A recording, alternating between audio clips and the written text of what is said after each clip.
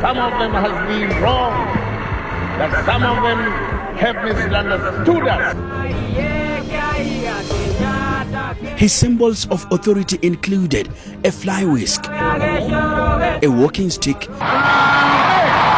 and an intricately adorned African heart.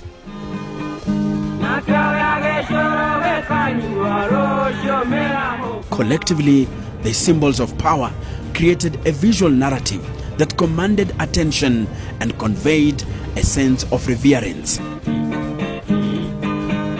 They were not mere accessories, but rather extensions of Jomo's identity and his as Kenya's president.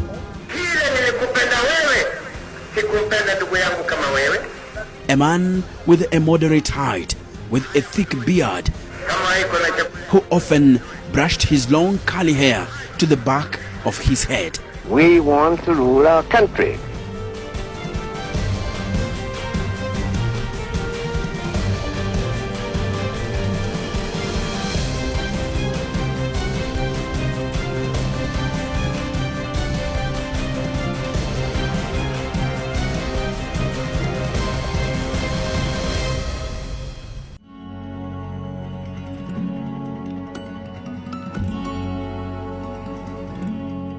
Now, it only remains for me to present to you, Mr. Prime Minister, these constitutional instruments which establish Kenya's independence.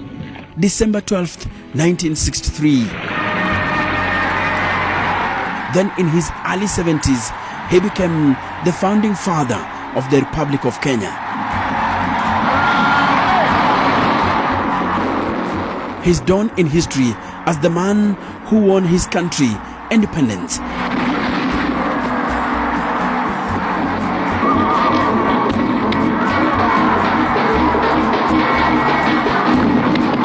My leadership has not been to darkness and death, but to light and prosperity.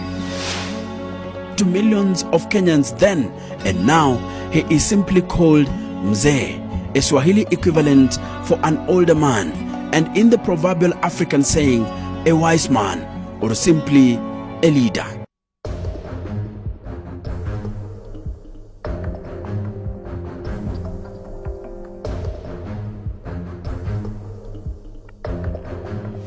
During his 14-year rule, Jomo Kenyatta was known for his distinctive personal style.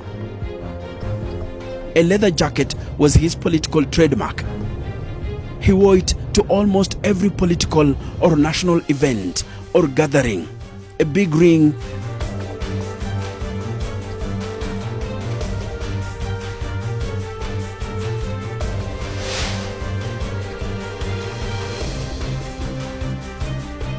and well-carved walking stick and a fly whisk.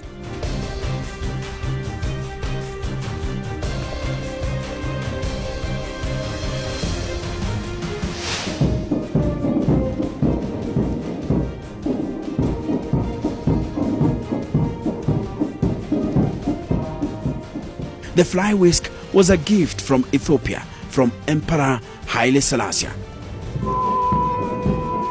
It was a sign of authority and a sign of peace. But Jomo Kenyatta's story begins at the time Kenya had fallen under the British protectorate, and later a colony.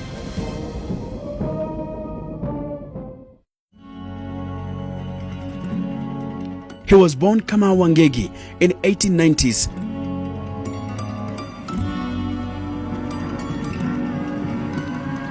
At the time, the European scramble for Africa was on.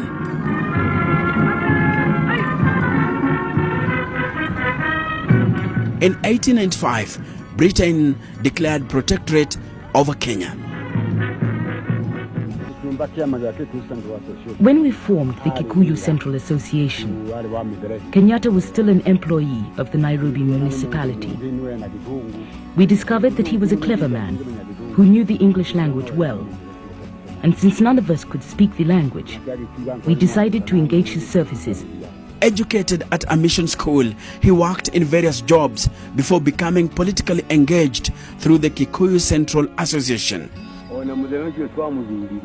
When we later appointed him Secretary General of our party, he was called into the government office and told, "If you have become a member of that association, tell us right now, and you will be fired.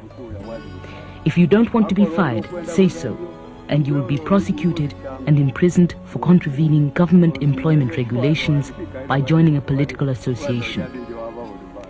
Kenyatta agreed to give up his job. Throughout the 1920s, Jomo Kenyatta immersed himself in the movement against a white settler-dominated Kenyan government. As a member of the Kikuyu community, he traveled to London in 1929 to protest the British government's recommendation that East African territories be more closely united at the expense of Kikuyu interest. Before 1952, Kenyatta had spent something like 20 years, 25 years, partly abroad, fighting for Kenya's independence. He really came to attention because of these enormous mass meetings and the tremendous demagogic power he had over the Kikuyu people, and his ability really to make them do exactly as he wished or project his ideas into them. While president of the nationalist Kenya African Union, Jomo Kenyatta was sentenced to 7 years imprisonment in 1953 in alleged connection with the violent 1952 Mau Mau rebellion.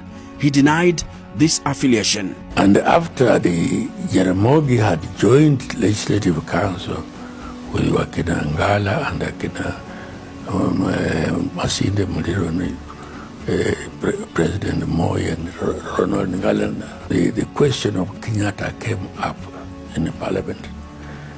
And Jaramogi stood up and said, unless and until Mzee Kenyatta was released to lead the African people, it would be very difficult for the Africans to accept another person as a leader of Kenya. The majority of African people, Mzee Jomo Kenyatta was their second god.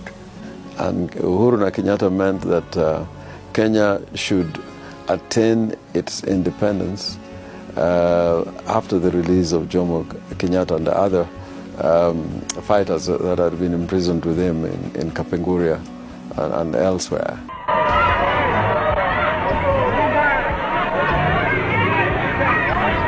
After his release, he negotiated the constitutional terms of Kenya's independence.